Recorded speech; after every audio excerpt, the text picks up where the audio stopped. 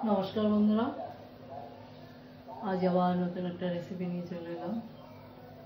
দেখুন, আমি ছোট ছোট দুটো ক্যাপসিকাম কেটে নিয়েছি, আর এখানে আছে 2 পিস কাতলা মাছ আর একটু মাথা। আমি এই 2 পিস মাছ দিয়ে আজকে ক্যাপসিকাম দিয়ে মাছের ঝোল করবো। একদম পাতলা, গরমের সময়ের জন্য খুবই উপকার এরকম পাতলা ঝোল খাওয়া। পাতলা কাতলা মাছের ঝোল করব। আমি রেসিপিটা শুরু করি, আপনারা সঙ্গে থাকুন। গ্যাসে কড়াই বসিয়ে দিয়েছি, কড়াইটা গরম হয়ে গেছে। মাছ ভাজার জন্য আমি তেল দিয়ে দিলাম।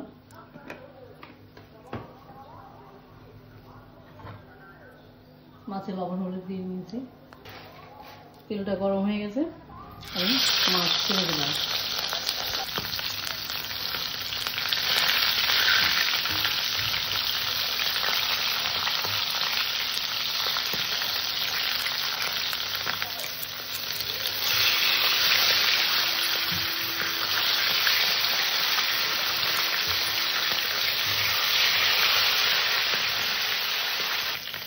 আমার মাছ ভাজা হয়ে গেছে, মাছটাকে আমি তুলে নেব। আমি এখানে তেল দিলাম না, মাছ ভাজার যে তেল আছে এই তেলেই হয়ে যাবে।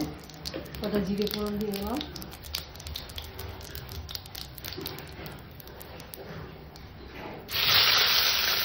ক্যাপসিকাম দিয়ে ছেড়ে দিলাম।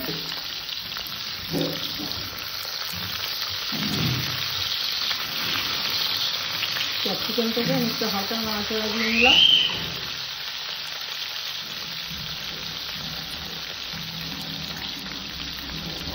আদা আর জিরে বাটা একদম সামান্য অল্পতে মশলা দিয়ে আমি একদম মাছের ঝোলটা করবো।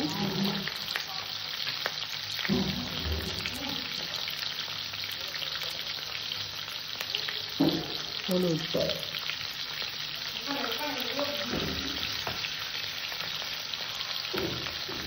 অনুযায়ী লবণ।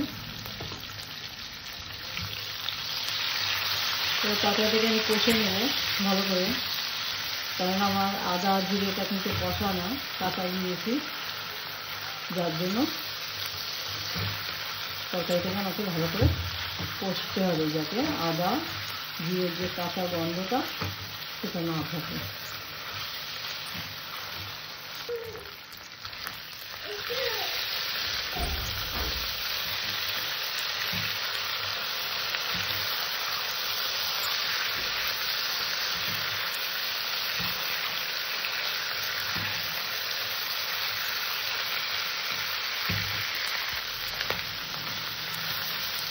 আমার মশলাটা ভালো কষা হয়ে গেছে, আমি এখানে এবার জল দিয়ে দিই।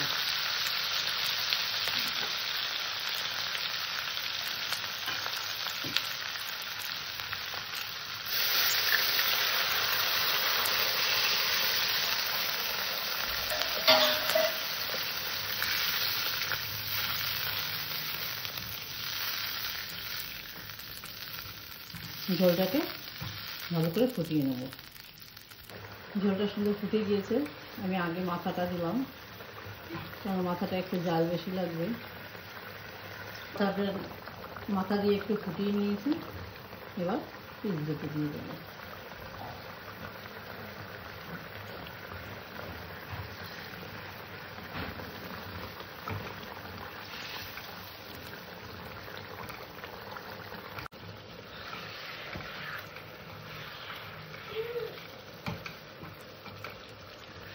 আমার মাছের ঝোলটা রেডি। আমি মাছের ঝোলটাকে এবার নামিয়ে নেব। আমার আজকের রেসিপি ছিল ক্যাপসিকাম দিয়ে কাতলা মাছের ঝোল।